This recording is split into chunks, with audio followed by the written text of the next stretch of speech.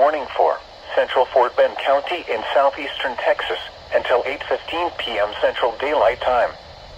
At 5:20 p.m. Central Daylight Time, Doppler radar indicated thunderstorms producing heavy rain across the warned area. Flash flooding is expected. Some locations that will experience flooding include Sugar Land, Missouri City, Rosenberg, Stafford, Richmond, Town West, First Colony, Pecan Grove, Mission Bend, Meadows Place, Meadville, Pleak, Fairchilds, Beasley, Kendallton, Thompsons, Greatwood, New Territory, 5th Street and Cummings. Turn around. Don't drown when encountering flooded roads.